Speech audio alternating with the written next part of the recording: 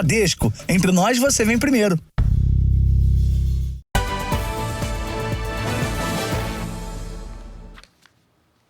Boa noite. A tecnologia é cada vez mais uma aliada da segurança pública. 3 cidades brasileiras já contam com o serviço chamado Abrigo Amigo. É uma tela interativa instalada em pontos de ônibus e que pode ser acionada para pedidos de ajuda em situações de perigo. Durante a noite, quem depende de transporte público se sente ainda mais vulnerável. O medo, muitas vezes, é a companhia da Ariane, que precisa encarar pontos de ônibus quase sempre vazios para voltar para casa. Todo dia, esse horário à noite, é só eu. E às vezes não tem nem os moços que ficam aqui.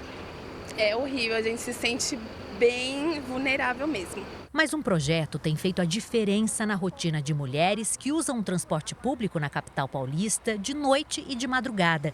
Em pontos de ônibus da região central e de outras partes da cidade, quando empresas e lojas do comércio fecham, basta tocar a tela de LED interativa para logo aparecer uma atendente disposta a ouvir e principalmente ajudar. Olá, boa noite. Meu nome é Gabriela, faço parte da equipe do Amigo e tenho como segurança chamada Estação Granada, tudo bem? O atendimento nos chamados Abrigos Amigos são feitos por mulheres treinadas numa empresa privada para dar acolhimento e agir rapidamente quando necessário. O serviço funciona das 8 da noite às 5 horas da manhã. As câmeras mostram tudo o que acontece no local. Nós identificamos que muitas mulheres se sentem com medo e vulnerável a partir do período noturno, então a partir das 7, 8 horas da noite. E ao longo desse projeto, que fazem agora por volta de 3 meses, já identificamos sim algumas ocorrências, onde já tivemos pessoas que foram assaltadas, foram machucadas. Assim que a atendente da central recebe um pedido de ajuda de uma mulher em perigo, o Centro Integrado de Comando e Controle da Secretaria de Segurança Pública do Estado é acionado.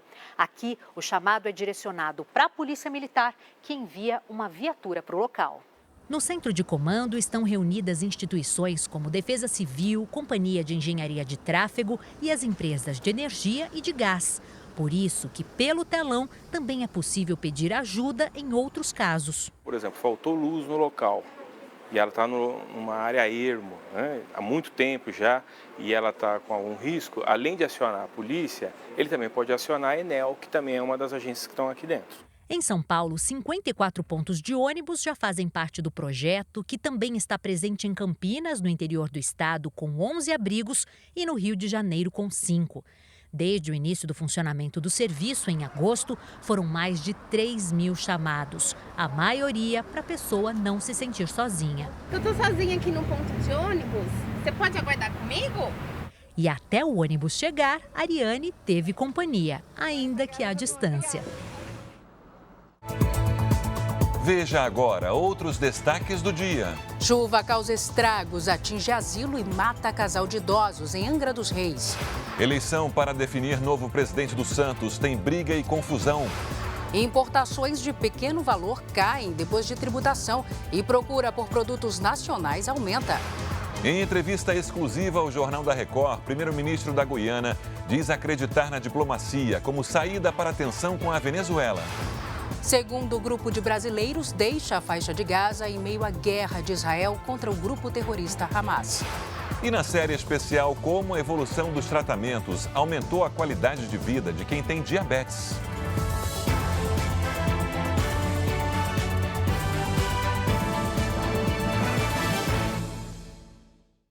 Oferecimento: Bradesco. Empréstimo na hora em 3 cliques é fácil.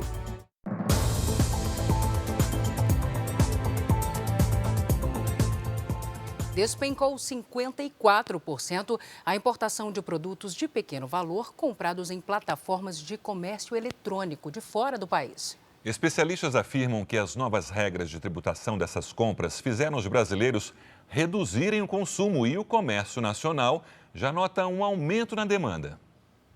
De setembro para cá, as vendas online desta loja de roupas cresceram 15%. Segundo a Associação de Lojistas do Brás, em São Paulo, considerado um dos maiores polos de distribuição de confecções no Brasil, é a mesma média de desempenho do comércio digital de outras empresas do setor. Para a Alobras, é o resultado da tributação das importações de pequenos valores. Desde quando começou essa tributação, esses sites, principalmente sites chineses, melhorou bastante aí a exponencial crescimento no nosso próprio site. A pessoa via o preço mais em conta, ela optava somente pelo preço. E isso acabava fazendo com que a pessoa sequer pesquisasse o nosso produto, né? As novas regras passaram a valer em agosto. Mercadorias vendidas em plataformas digitais estrangeiras a menos de $50, cerca de R$250, têm os impostos zerados, mas pagam 17% de ICMS. Nos produtos acima de R$250, incide uma alíquota de 60%, além do ICMS. Desde que a medida entrou em vigor, esse tipo de importação tem caído gradativamente. Em outubro, o valor importado foi de $659 milhões, o equivalente a quase 3,3 bilhões de reais. E isso representa 54% a menos do que no mesmo mês do ano passado.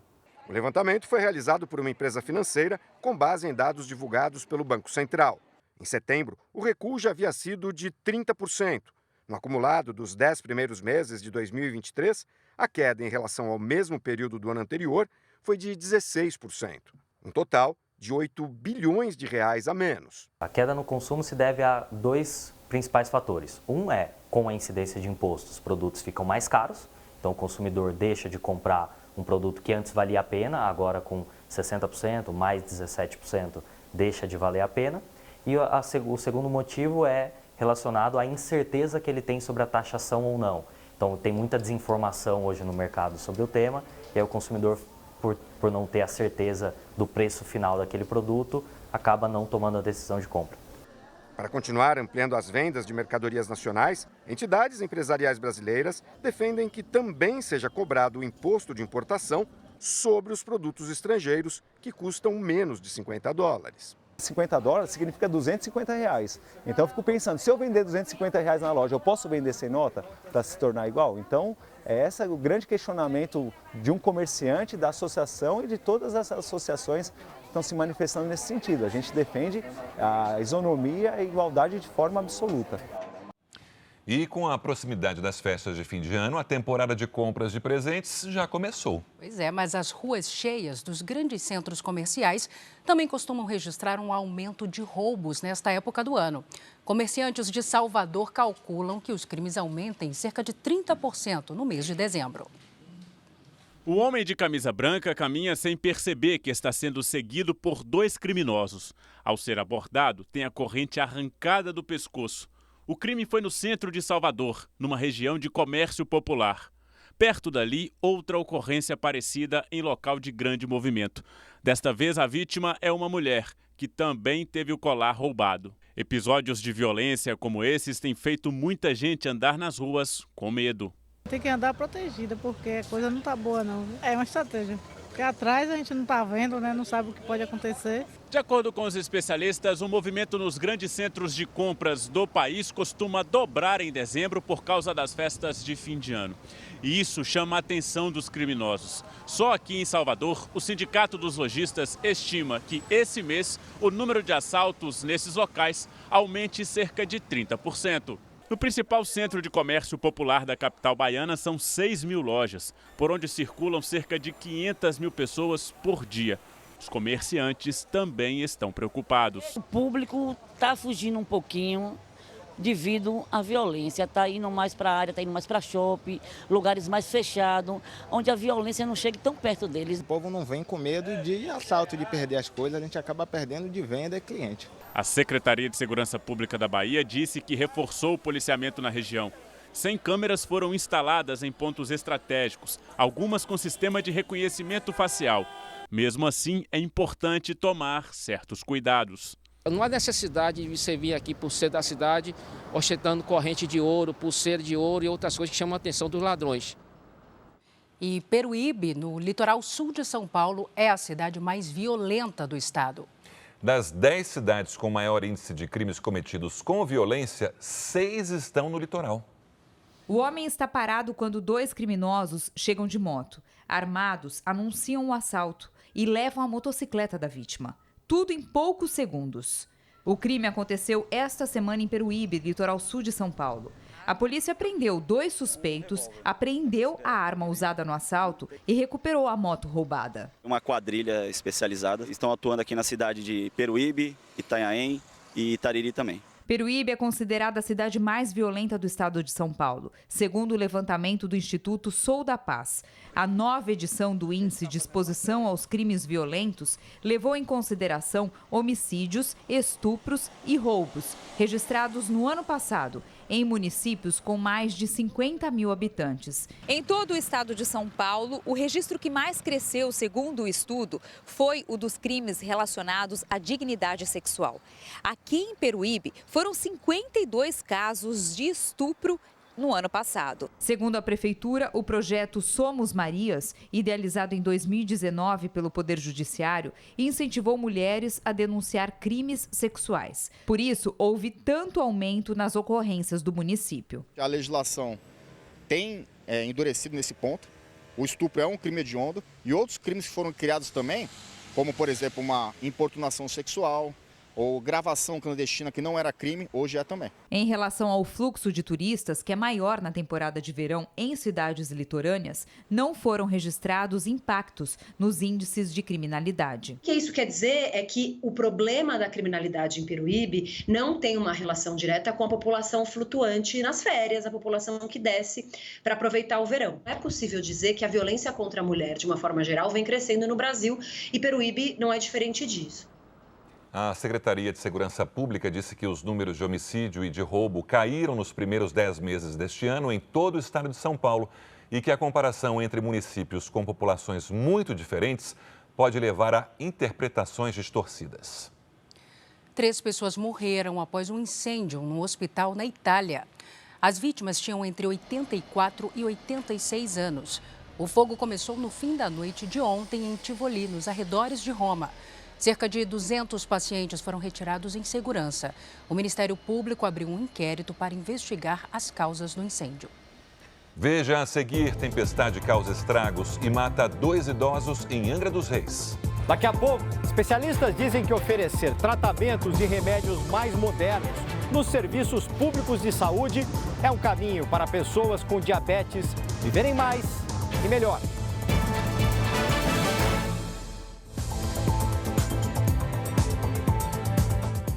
Dois idosos morreram vítimas do forte temporal em Angra dos Reis, no Rio de Janeiro. A casa de repouso onde eles moravam ficou inundada. Parte da cidade amanheceu hoje embaixo d'água. Em vários pontos há risco de deslizamentos, já que deve chover mais nos próximos dias. Foi assim que Angra dos Reis amanheceu. A água de cor barrenta tomou conta da cidade e em alguns pontos chegou a 3 metros de altura. A enxurrada abriu crateras no asfalto. Choveu forte durante toda a madrugada. O bairro Bracuí foi um dos mais atingidos. O carro do vizinho saiu boiando. A Defesa Civil usou barcos para resgatar pessoas que ficaram ilhadas. Nestas imagens, os moradores mostram as casas alagadas. A água entrou na casa de todo mundo. Meus bichos estão aqui em cima do sofá, minha sala. Aqui, ó, quarto da minha filha. Esta idosa com dificuldade de locomoção não teve como sair de cima da cama. Se encher d'água, eu vou morrer afogada, porque não tem nem como me tirar daqui. Este asilo ficou inundado. 2 idosos foram arrastados pela correnteza e não resistiram. Os corpos serão periciados, mas tudo indica que eles tenham morrido afogados. Outros 25 internos da casa de repouso foram resgatados e levados para um abrigo. Mas a situação do local é precária. Estão todos aqui, não tem lugar, né? Não tem colchão, tudo no relento, todos molhados, descalços. Algumas estão no colchão, algumas estão no chão, precisando de socorro. Até agora, a Defesa Civil contabiliza mais de 300 desabrigados. A maioria foi levada para escolas municipais da região. A Prefeitura de Angra dos Reis decretou situação de emergência e arrecada doações para ajudar as famílias que precisaram sair de casa. Com o temporal, 2 barreiras deslizaram aqui na BR-101, na altura de Mangaratiba. A estrada ficou interditada nos 2 sentidos por quase 6 horas. As pistas já foram liberadas, mas ainda se vê em alguns pontos da rodovia uma grande quantidade de pedras e de terra. A chuva continua e a sinalização foi reforçada para evitar acidentes. Segundo a Defesa Civil, a situação ainda é de alerta máximo. Existe sim possibilidade de novos deslizamentos devido à saturação do solo. Ele está muito encharcado e as chuvas podem continuar pelos próximos dias. Então vamos saber com a Giovana Rizardo se a chuva pelo Brasil ainda pode causar transtornos. Giovana, boa noite para você. Como é que fica a situação no sul do Rio de Janeiro? Ainda alerta para deslizamentos, Salsi. Boa noite para você, para o Sérgio e a todos que nos acompanham. A frente fria que passou pelo sudeste junto com as águas quentes do oceano formaram as nuvens de chuva no Rio de Janeiro. Agora essa nebulosidade se espalha e por isso a chuva vai diminuir. Em Angra dos Reis ela pode vir a qualquer hora e o alerta de deslizamentos está mantido. Neste domingo, a chuva e o sol predominam na maior parte do Brasil. Tempo firme só aqui nas áreas claras do mapa. Destaco amanhã o risco de novos temporais no oeste de Santa Catarina e do Paraná. As tempestades podem atingir também o interior do sudeste e o centro-oeste. No norte, a chuva forte cai em pontos isolados.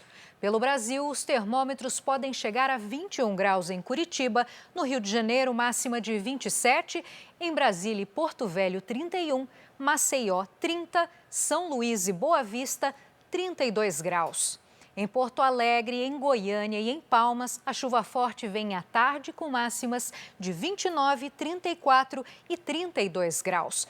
Em São Paulo, chance de chuva fraca a qualquer hora com máxima de 25. Tempo delivery para o Fernando de Oswaldo Cruz, São Paulo. Oi, Fernando. Os próximos dias vão ser de sol e as temperaturas ficam um pouco mais baixas em relação à semana passada. A máxima fica entre 32 e 33 graus e pode chover no fim da tarde. Tem também o Ronaldo de Coração de Maria, na Bahia. Vamos lá. Oi, Ronaldo. Nada de chuva por aí até a terça-feira. A umidade relativa do ar fica muito mais baixa nas horas quentes do dia, então se hidrate. Amanhã, máxima de 33, na segunda e na terça-feira, 34 graus. A previsão do tempo para a sua cidade também pode estar aqui. Pelas redes sociais, você manda o seu pedido com essa hashtag você no JR, Salsi e Sérgio. Boa noite e bom domingo. Para nós. Obrigada, Giovana. E veja a seguir, em entrevista exclusiva ao Jornal da Record, o primeiro-ministro da Guiana diz esperar a atuação do Brasil para evitar conflito com a Venezuela. Javier Milei assume a presidência da Argentina neste domingo com o desafio de controlar a inflação e reduzir a pobreza.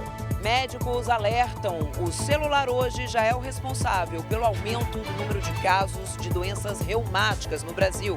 É daqui a pouco, no Jornal da Record.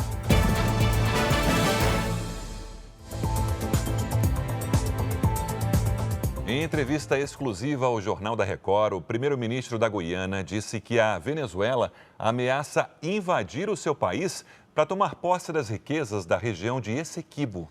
Nossos enviados especiais à Guiana, Guilherme Mendes e Lúcio Severino, mostram que os corpos dos 5 militares do helicóptero que caiu perto da Venezuela chegaram hoje a Georgetown, capital do país.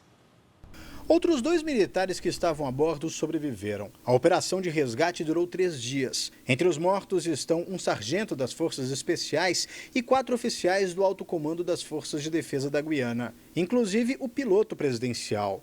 Foi decretado luto oficial e as bandeiras foram hasteadas a meio mastro. Os moradores também se manifestaram. Bandeiras foram colocadas em frente às casas, em cima de prédios e nas ruas e avenidas da cidade.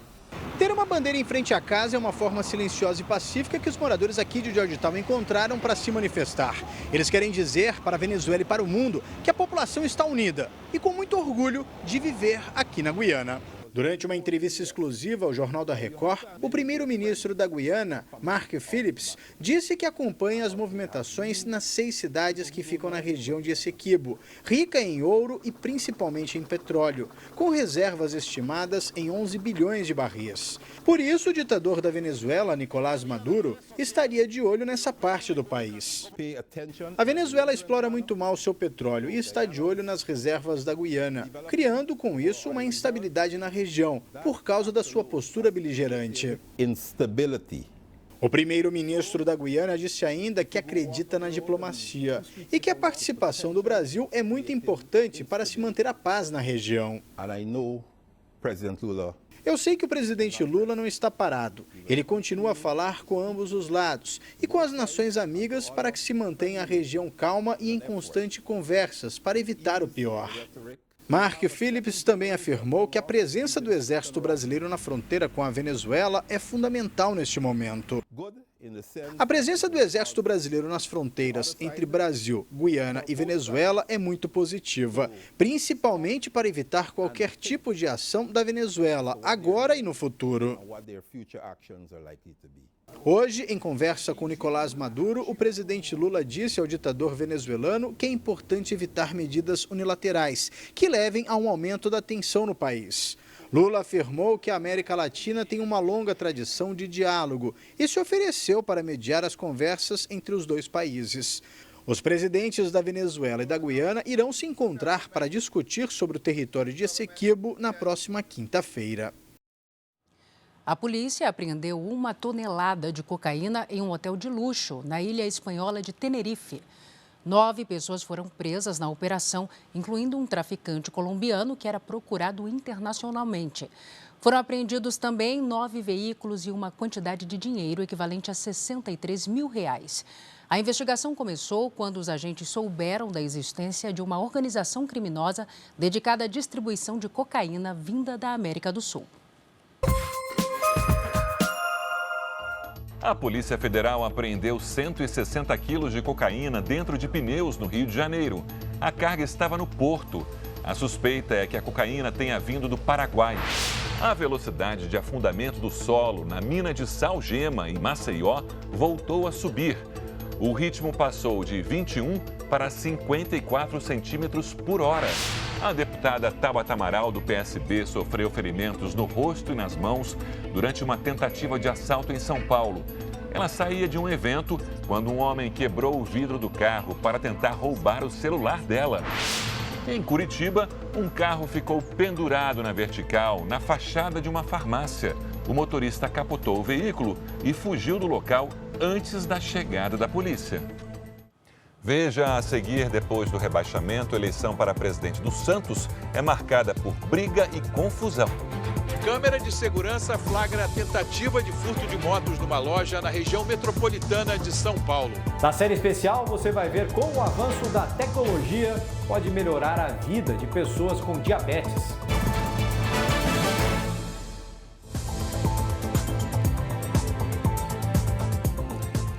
Uma casa de eventos em Belo Horizonte escondia no chão e nas paredes um tesouro de valor histórico. São fósseis de bactérias que podem ter bilhões de anos. Detalhe, a descoberta aconteceu por acaso. As manchas estão em quase todo o casarão. Nas paredes, nas colunas, no piso. Misturadas ao mármore italiano, elas pareciam ser apenas parte do revestimento do imóvel que tem quase 100 anos. Mas as marcas chamaram a atenção desta paleontóloga, que foi a uma festa ao local. Eu estava na festa, era de noite, escuro, subindo a escada, e aí eu olhei para o chão, justamente para não cair, né, muita gente.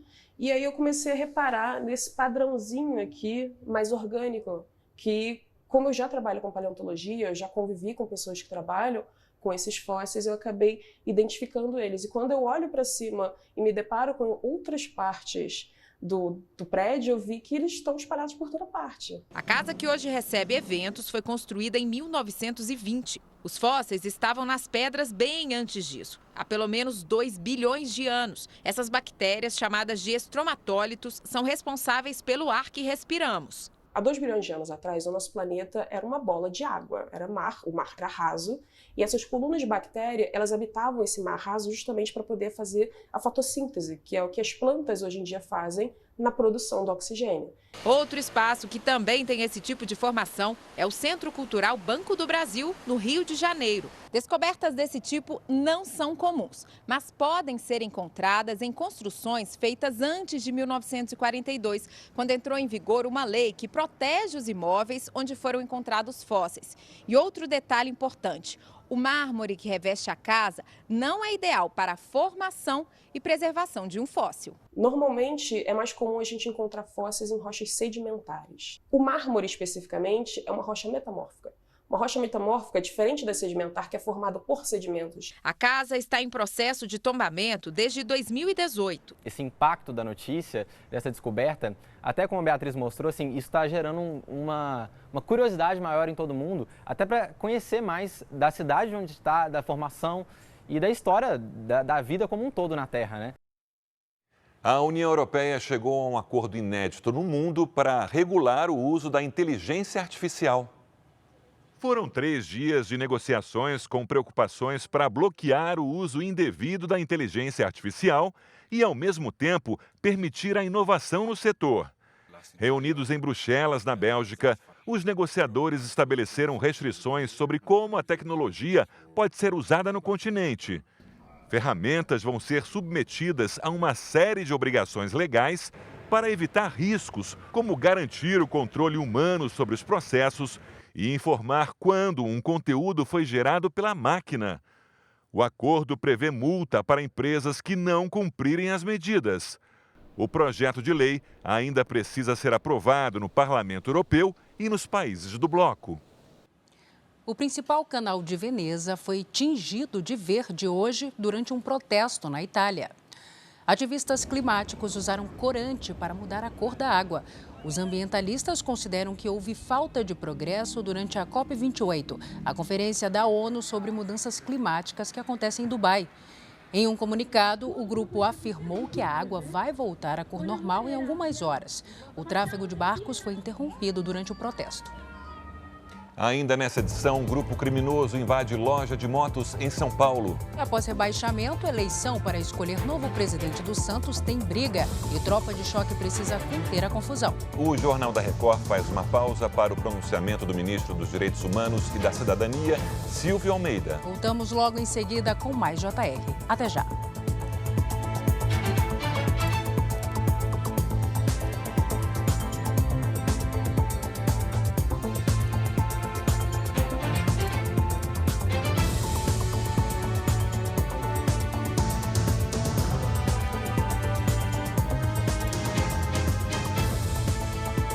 Uma loja de motos foi alvo de uma tentativa de furto na Grande São Paulo. Uma câmera de segurança flagrou a ação.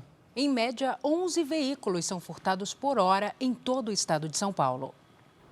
Passava das 4h30 da manhã. Repare neste jovem de casaco preto e boné. Ele é o olheiro da quadrilha. Ao fazer um sinal, outros 6 avançam sobre a loja de motos. O grupo arrebenta as vitrines com marretas. Os ladrões entram na loja, começam a jogar as motos na rua e, aos poucos, vão fugindo com os veículos.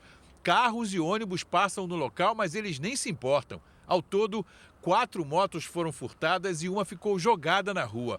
Policiais militares que estavam na região foram avisados e conseguiram localizar 2 adolescentes. Eles foram apreendidos, prestaram depoimento e depois liberados.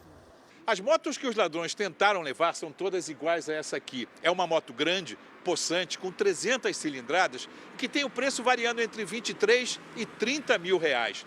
Como hoje é sábado, não houve tempo de repor o vidro da loja. Ela vai ficar assim, mas os donos já contrataram segurança. E também, como medida de segurança, puseram cabo de aço nas rodas das motos. As 4 motos foram recuperadas e serão periciadas. Em muitos casos, elas são roubadas para serem usadas em outros crimes. Já outros criminosos ostentam nas redes sociais e fazem manobras ilegais. O caso foi registrado como furto qualificado e vai engrossar as estatísticas da Secretaria de Segurança Pública de São Paulo. Este ano, entre janeiro e outubro, foram mais de 78.600 furtos de veículos no estado. Em média, 11 por hora. Marcelo Teixeira foi eleito presidente do Santos em uma eleição tumultuada que teve invasão da torcida no local de votação e intervenção da Polícia Militar. O maior desafio do novo presidente vai ser conduzir o time centenário de volta à primeira divisão do Campeonato Brasileiro. Mesmo com a presença policial na Vila Belmiro, houve tumulto. Integrantes de uma torcida organizada do Santos invadiram o ginásio onde ocorria a eleição, ameaçaram e xingaram o presidente do conselho do clube, Celso Jatene. Um outro grupo tentou entrar no Memorial das Conquistas, onde estão os troféus. A situação só foi controlada e a votação retomada após a intervenção da tropa de choque da PM, que chegou a disparar balas de borracha. A Polícia Civil prometeu identificar e punir os invasores. Ninguém foi detido. O clima no Santos é de tensão desde quarta-feira, quando o clube foi pela primeira vez rebaixado para a Série B do Brasileirão. Veículos foram queimados do lado de fora do estádio e 21 pessoas ficaram feridas. Ainda inconformados com o rebaixamento, hoje milhares de sócios votaram presencialmente e via internet para escolher o próximo presidente. Torcer para que o presidente que entrar aí fazer uma limpeza. Tem que ser mais santista agora do que antes. Para enfrentar a pior temporada dos 111 anos de história do Santos, os sócios escolheram Marcelo Teixeira. Ele vai assumir o clube pela terceira vez e deve tomar posse em 2024 e ficar até o final de 2026. Nós vamos reconstruir o Santos e reconduzir o Santos ao seu devido lugar e ao patamar de vanguarda, ao patamar de um clube vencedor, com a marca que o Santos possui muito forte a nível nacional e a nível mundial. Com a saída da elite do futebol, o Santos deve enfrentar uma grande queda nas receitas. O time disputará apenas 2 competições no ano que vem, o Campeonato Paulista e a Série B. Por causa da invasão de campo, o clube ainda deve ser punido e mandar jogos sem torcida. Mais de 15 milhões de brasileiros sofrem com doenças reumáticas, muitas delas associadas ao mau uso do celular. Dores nas mãos e na nuca são as principais queixas. No punho, o sinal de um problema que se arrasta há 10 anos. Muita dor, latejava assim, aqui ficava saltitando assim. A veia aqui, ela subia para cima. E aí foi quando ele descobriu que realmente era tendinite. A tendinite obrigou Maria Fernanda a abandonar o trabalho como operadora de telemarketing. Ia pegar as coisas, eu acabava soltando, eu perdia forças dos braços, assim, dos punhos. Hoje em dia, a munhequeira ajuda a aliviar a dor, mas o vilão continua ali, na palma da mão. Enviar mensagens, navegar nas redes sociais e outros aplicativos fazem parte da rotina da maioria das pessoas. Afinal, o celular trouxe praticidade, mas o uso excessivo do aparelho acendeu o sinal de alerta. Isso porque os movimentos repetitivos e por um longo período podem causar lesões sérias e muitas vezes irreversíveis. O celular hoje já é o responsável pelo aumento no número de casos de doenças reumáticas no Brasil. Dados do Ministério da Saúde mostram que o número de atendimentos de lesões por esforço repetitivo no Sistema Único de Saúde disparou nos últimos 7 anos. Em 2017, foram quase 680 mil atendimentos, que este ano já passam de 1.600.000. O uso de celular, principalmente o uso inadequado, o uso com sobrecarga das articulações das mãos, tem sim levado a aumento da incidência, principalmente do que a gente chama de osteoartrite de mãos. A gente também tem na coluna cervical, ou seja, a nuca. Aquelas pessoas que utilizam de forma incorreta, ou seja, sobrecarregam essa região, vão ter maior risco de desenvolver o que a gente chama da artrose, a osteoartrite da coluna cervical. As doenças reumáticas têm tratamento para aliviar as dores, mas não tem cura. Por isso, o melhor caminho é apostar na prevenção. Postura adequada, enquanto utiliza o celular, de uma maneira que você não force nesse movimento muito intenso de flexão e extensão da coluna. Nas mãos, evite o uso prolongado do celular, principalmente em posições inadequadas, aquelas posições onde eu acabo sobrecarregando principalmente a articulação do nosso primeiro dedo. Qualidade de vida e controle de dor. Esses são os dois focos que nós buscamos. O calor e a falta de chuva têm prejudicado a agricultura em Goiás. As altas temperaturas e também o ar seco dificultam o desenvolvimento das lavouras. E acredite, a solução encontrada por engenheiros agrônomos é a aplicação de protetores solares nas plantas. As fazendas ficam no município de Goianésia, a 200 quilômetros de Goiânia. O pivô ajuda muito, mas nem toda a terra pode ser irrigada.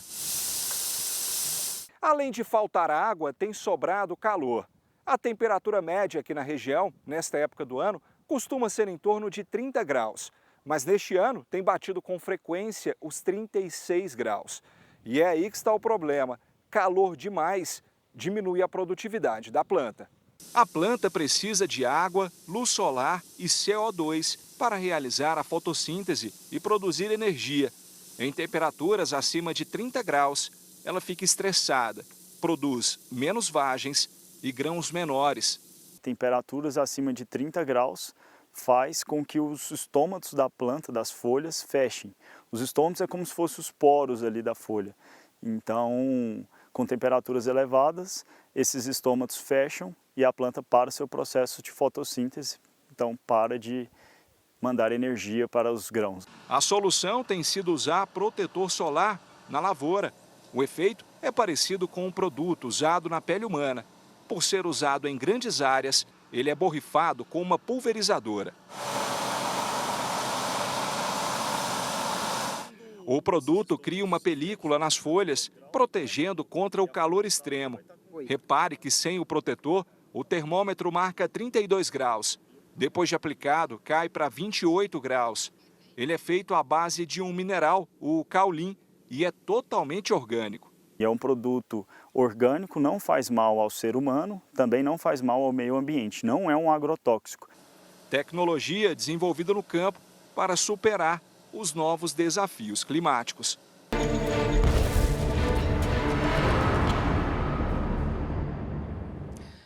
47 brasileiros e familiares foram resgatados hoje da faixa de Gaza. É o segundo grupo que deixa a região do conflito em direção ao Brasil. Depois de cruzar a fronteira, o grupo foi acompanhado por uma equipe da Embaixada do Brasil no Egito. Os brasileiros se dirigiram ao Cairo. De lá, embarcam amanhã em uma aeronave da Força Aérea Brasileira para serem repatriados. Um outro avião decolou do Rio de Janeiro rumo à capital egípcia com 11 toneladas de alimentos que serão doados em ações humanitárias. Israel intensificou os ataques contra terroristas na faixa de Gaza, em uma nova fase da guerra que completou 2 meses nesta semana. O exército israelense divulgou um vídeo que mostra combates em Jabalia, no norte do território palestino. A operação mirou estruturas onde estavam militantes e armas do Hamas. Uma bandeira israelense foi hasteada numa praça símbolo da Palestina, na cidade de Gaza. Também no norte, um bombardeio atingiu edifícios em Bet Hanun. Israel emitiu um apelo urgente para que os civis abandonem a cidade de Khan Yunis, o principal reduto dos terroristas. Um caminhão com ajuda humanitária entrou na passagem de Rafah. A população chegou a pular sobre o caminhão em movimento para coletar os alimentos. O primeiro-ministro de Israel, Benjamin Netanyahu, elogiou o veto dos Estados Unidos durante reunião do Conselho de Segurança da ONU a uma resolução que pedia um cessar-fogo. O premier classificou a decisão como correta e disse que Israel vai continuar a guerra até eliminar o Hamas. Os argentinos se preparam para a posse do presidente eleito Javier Milei, marcada para amanhã em Buenos Aires. A população vive um misto de esperança por mudanças num país afundado numa crise econômica e o temor por cortes dos gastos públicos. Veja na reportagem do enviado especial Tiago Nolasco. O dia foi de últimos ajustes. A cerimônia de posse será neste domingo às 11 da manhã no horário local, que é o mesmo de Brasília. O principal momento será no Congresso. Milei decidiu falar para o público do lado de fora do parlamento. Chegar até a Casa Rosada, sede do governo argentino, já foi difícil, mas agora vão começar desafios ainda maiores para Javier Milei. Ele será o presidente argentino com menor apoio no Congresso Nacional. E para fazer alianças, desde o segundo turno, ele tem moderado o discurso e procurado conversar com opositores. A aliança principal é com os conservadores, liderados pelo ex-presidente Maurício Macri e a candidata derrotada nas eleições, Patrícia Bullrich, que vai comandar o Ministério da Segurança. Essa composição já fez Javier Milei deixar para depois propostas mais radicais, como a dolarização da economia e o fechamento do Banco Central.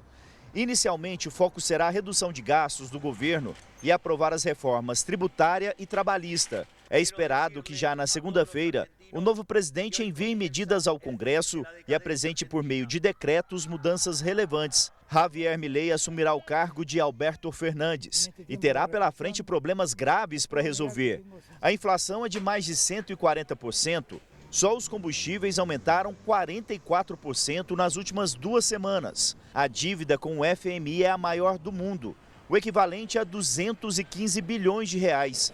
E 4 em cada 10 argentinos vivem na pobreza. Estes estudantes que não votaram em Milei dizem se preocupar com a possibilidade de corte de gastos em áreas como educação e saúde. A mim o que mais me preocupa é a saúde e a educação. Que trabalhemos e cheguemos a fim de mês. Que trabalhemos e cheguemos no fim do mês.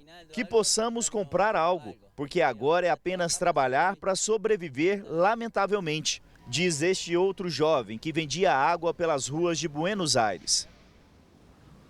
A Record conquistou o primeiro e o terceiro lugares no 40º Prêmio Direitos Humanos de Jornalismo na categoria Televisão. O evento é promovido pela Ordem dos Advogados do Brasil do Rio Grande do Sul. Roberto Cabrini ganhou o principal prêmio na categoria Televisão. Na reportagem O Coiote, exibida no Câmera Record, o jornalista mostrou os desafios de imigrantes que tentam entrar nos Estados Unidos, enfrentando os riscos da fronteira com o México. Você não paga? É muito seguro que te vão matar. Te vão matar ou... Seguramente. Seguramente. Não te vão perdonar isso. Nessa jornada, alguns imigrantes chegam a caminhar 200 quilômetros. Quem tenta a travessia é guiado pelos chamados coiotes. O que poderíamos mirar? Pode mirar uma parte da travessia. Durante a produção, Cabrini chegou a caminhar por horas no deserto. Tem que ter a mente forte. Muitos morrem fazendo isso, não? A gente morre porque se les acaba a água, a comida. Passam mal. Eu fiquei muito feliz porque você luta para vencer um prêmio que mostra que você está de fato prestando um serviço significativo à sociedade. E esse prêmio, ele mostra que a nossa profissão faz diferença enquanto promoção de justiça social. O Jornal da Record também foi premiado. A série de reportagens O Resgate, que também fala sobre os riscos da imigração, ficou em terceiro lugar na categoria Televisão. Em 5 reportagens, Ari Peixoto e Leopoldo de Moraes mostraram os riscos de expedições de salvamento no mar Mediterrâneo, entre a África e a Europa. MSF team, let's get ready for rescue.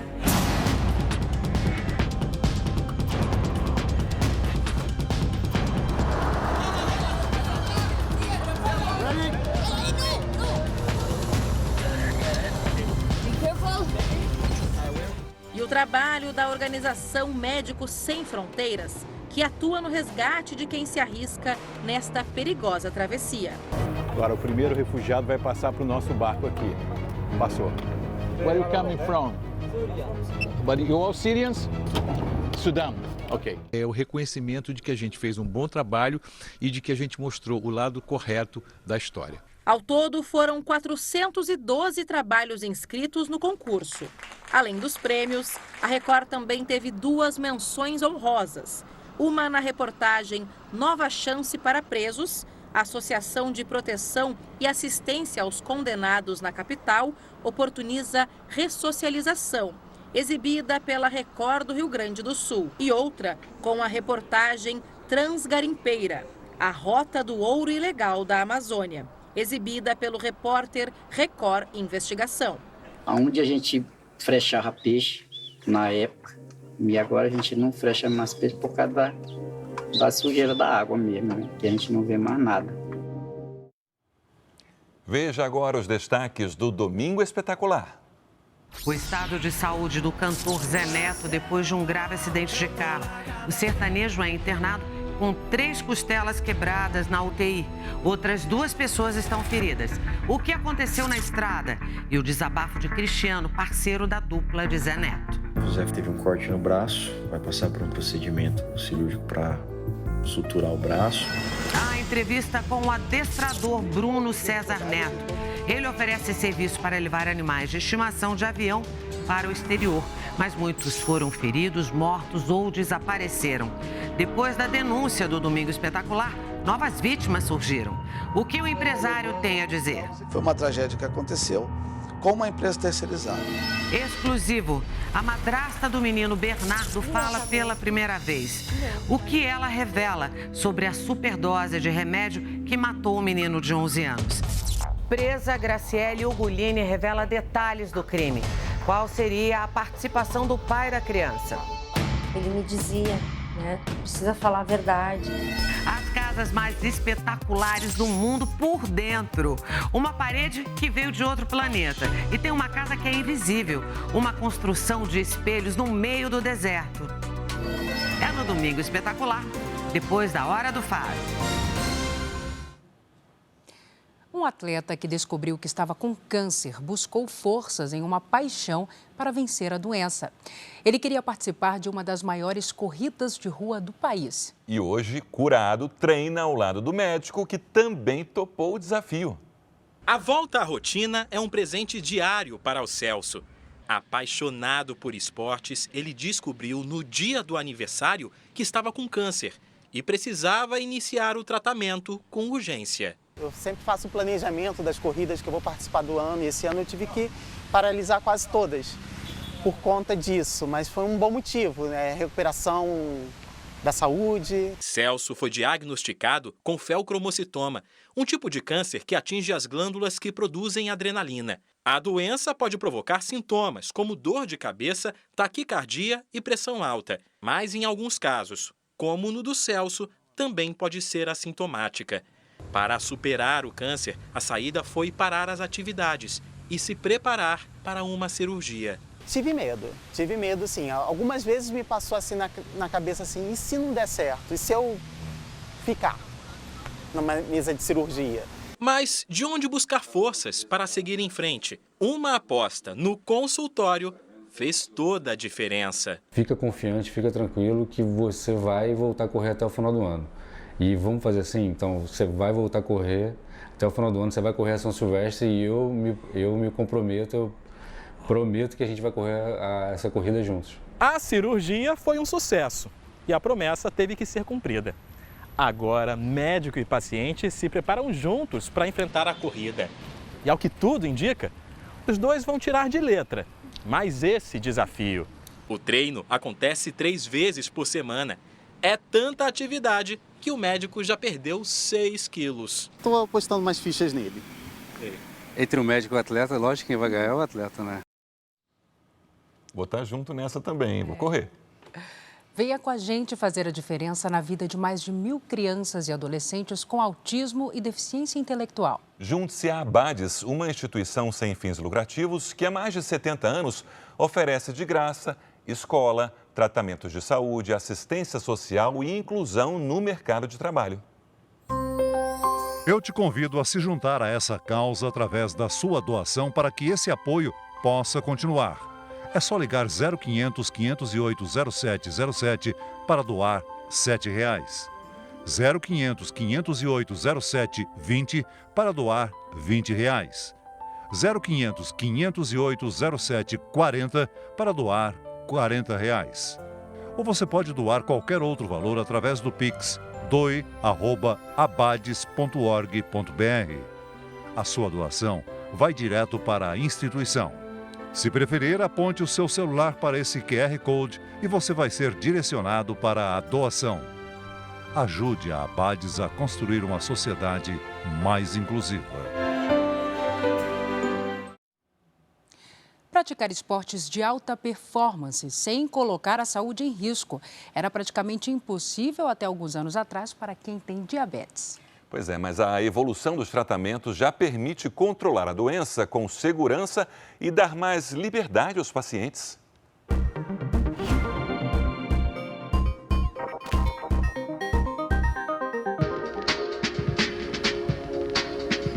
No caminho da Letícia, o diabetes do tipo 1 sempre esteve presente.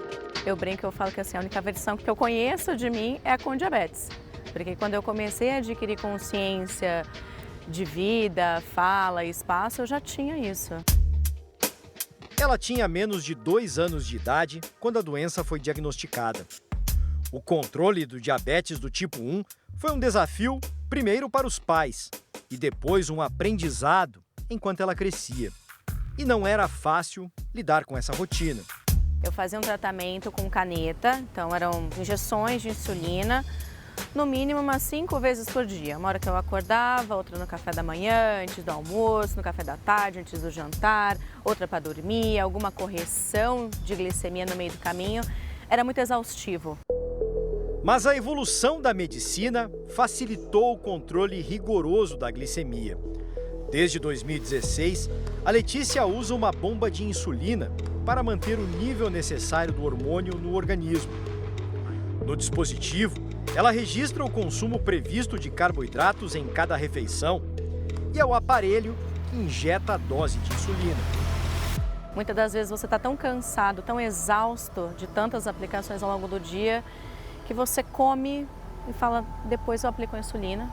Está errado, tem uma série de sequelas, isso, de consequências. Com a bomba, eu não tinha mais essa preocupação. A primeira bomba de insulina, desenvolvida nos anos 60, era assim, bem diferente, do tamanho de uma mochila. Depois, novos modelos, que aí sim já podiam ser carregados por mais tempo pelos pacientes. Até a ciência chegar aos equipamentos compactos usados hoje. Com o avanço da tecnologia, a tendência é dos equipamentos ficarem, além de mais eficientes, cada vez menos pesados e menores, para facilitar o dia a dia dos pacientes. E com o uso da inteligência artificial, o funcionamento das bombas de insulina deve ser cada vez mais automático. O sistema vai entender que quando sobe muito rápido a glicemia, o paciente provavelmente ingeriu um alimento. E ele vai atrás, soltando mais insulina, de maneira a não deixar passar da quantidade máxima e voltar para o alvo novamente, sem a necessidade. O paciente colocaria aquilo ali e só lembraria na hora de trocar. Mas o acesso a novas tecnologias custa caro. As bombas de insulina mais modernas, vendidas hoje no Brasil, custam em torno de R$20 mil.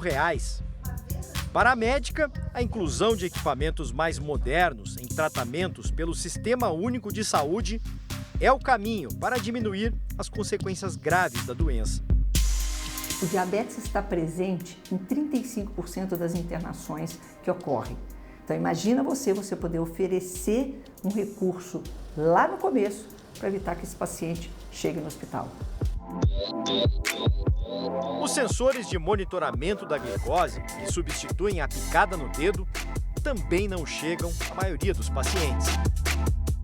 Ainda não está disponível no SUS. Nós esperamos que em breve isso chegue, porque isso traz um grande avanço, isso melhora muito a possibilidade da gente atingir níveis adequados de glicose e prevenir complicações crônicas do diabetes, que são muito mais custosas, tanto do ponto de vista do indivíduo, quanto do ponto de vista do Estado, do país.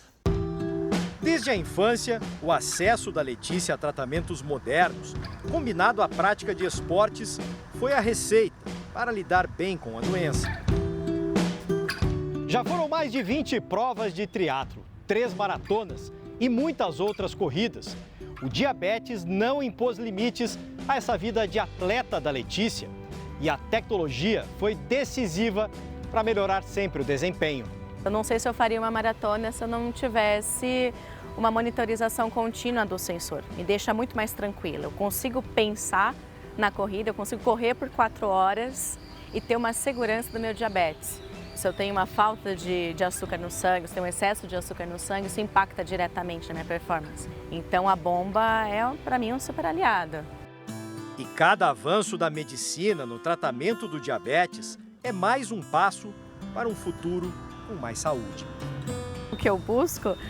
Ter uma vida muito ativa, conseguir ter uma profissão de sucesso, que o diabetes não entre como uma barreira. Viver bem. Viver bem, com certeza. É o que eu espero, é o que eu quero e muito. Essa edição do Jornal da Record termina aqui. Fique agora com a continuação do Cidade Alerta, edição de sábado. Record 70 anos, tem a sua cara. Até amanhã. Boa noite.